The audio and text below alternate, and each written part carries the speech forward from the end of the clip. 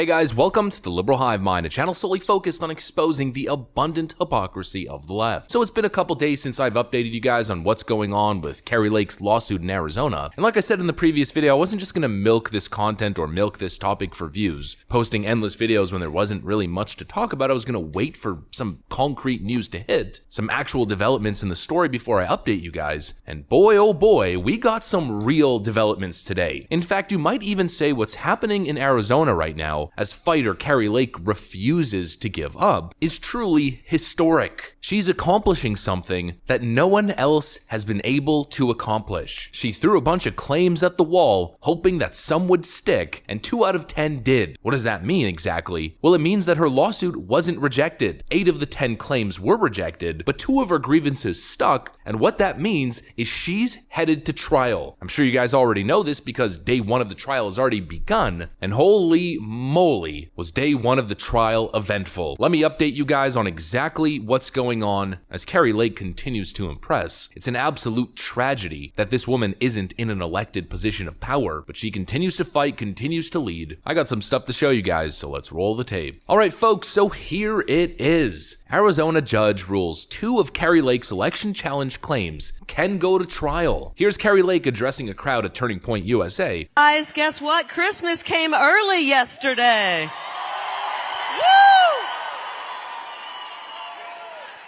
Woo! We are going to trial.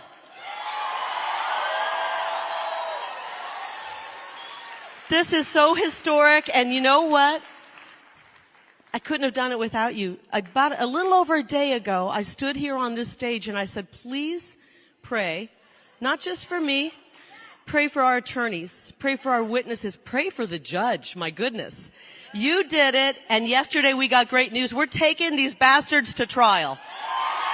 And so here's the details from the New York Post. An Arizona judge ruled that 2 of the 10 claims brought by former Republican gubernatorial candidate Kari Lake, challenging Democrat Governor-elect Katie Hobbs' election victory, can go to trial. Maricopa County Superior Judge Peter Thompson dismissed 8 out of the 10 counts in Lake's election lawsuit, ruling that they did not fall under the proper criteria to bring election challenges under Arizona law. So he's not even necessarily dismissing the claims as being incorrect or empty, he's merely dismissing them on a technicality. 2 of the counts, however, that Judge Thompson ruled can go to trial involve printers malfunctioning on election day and ballot chain of custody. Lake claimed that printers malfunctioned, were not certified, and had vulnerabilities that made them susceptible to hacking. She also claims the printers malfunctioned because of, quote, intentional action. And that right there is the most interesting claim. Judge Thompson said that Lake must prove at trial that someone interfered with the printers in violation of Arizona law, and that the interference caused her to lose votes, and that those lost votes affected the outcome of the election. As for the chain of custody issue, Lake claimed that employees of the county's ballot contractor violated the county elections manual when they added ballots of family members and also failed to secure an inbound receipt of delivery. Judge Thompson said whether the county complied with its own manual and applicable statutes is a dispute of fact rather than one of law. And so I want to focus on one specific part or one specific claim for this video. Kari Lake's claim that there was an intentional sabotage which caused the readers to malfunction on election day. And this moment right over here from day 1 of the trial makes the claim seem quite credible, to say the least. Is there any way, in your opinion, for a 19-inch ballot image to be projected on a 20-inch ballot by accident? No, sir. Why not? Because the settings and the configurations and the procedures that are used cannot allow that. These are not a bump up against the printer and the settings change. There are security configurations.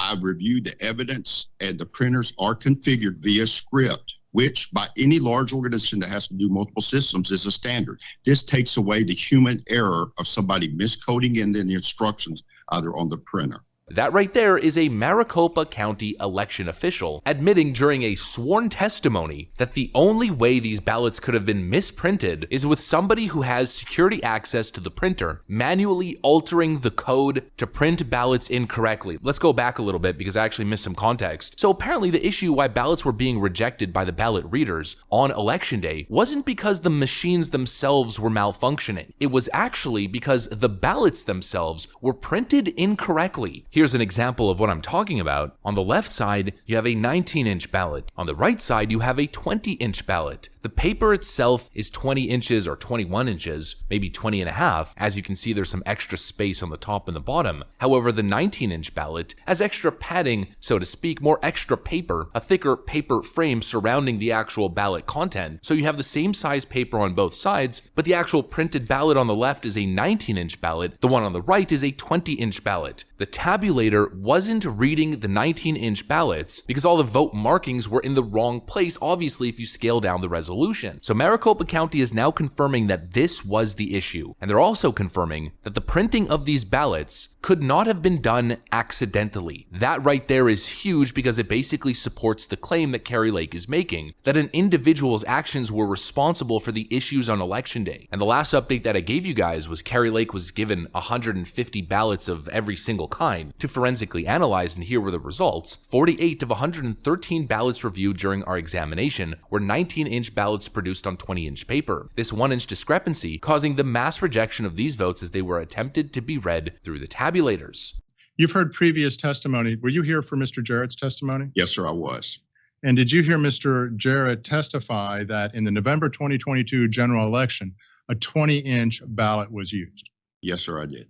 Would a 19-inch ballot image projected on a 20-inch piece of paper used in the election in Maricopa for November 2022 have, when it was placed into one of these vote center tabulators? It would cause it to be rejected. And all of this is now confirmed. Now the question is, was it done purposely, and was it done to disenfranchise Republican voters? Because clearly the strategy for Kari Lake voters was to show up big on election day. Everybody knew that. That was the public Republican strategy. And so was election day voting sabotaged? That right there is the key premise. That is the claim that Kari Lake is making through her election. And look, it's not a crazy claim. It's going to be pretty hard to prove. I mean, I'm not going to sit here and tell you that, oh, this one's a easy slam dunk, an easy win for Kari Lake, because it certainly isn't. It's hard to go back and prove these kinds of things. But personally, if I was a citizen of Arizona, I'd have serious questions. What kind of effect did this have on election day to disenfranchise Republican votes? I mean, we know what the projected image was. Kari Lake was supposed to win by a landslide. Every single poll and some of the most accurate pollsters were all predicting that. And so if we take the fact that the actual end result here wasn't consistent with what was projected, plus all of the issues, it really starts to make you question whether or not there was foul play at hand. Again, it's going to be hard to prove, and it's an uphill battle. But currently, Kari Lake is defying all odds and slowly trekking that hill as she dodges all incoming attacks. So we'll have to see. What I do know, however, is that what I am currently seeing is impressive. She is succeeding at what others failed, and at the end of the day on this issue, my personal view remains the exact same. This legal battle must be fought if any faith in American democracy is to be restored. With all of these technical issues, not knowing the results till a week after election night, just all the inconsistencies, all the craziness, it's not a sustainable system. The only sustainable system is what we're seeing in Florida, frankly what we're seeing in most Western nations and democracies. Paper ballots dropped in a box and tabulated, counted by hand. Republicans in Arizona had all the time in the world to pass new laws, real election integrity, and they failed to do so, and here we go again, more chaos. And until real election integrity and security laws are implemented, it's going to be nothing but lawsuits and chaos each and every single election season. And to that I say to all state-level Republicans, at least those who control state-level power, it's time to step up and do the right thing. That's what I got for you guys. Hopefully you enjoyed this video. If you did, make sure to leave a like and possibly subscribe to the channel if you guys are up for it. I'm gonna get back to work though. Thanks for watching, and I'll see you on the next one.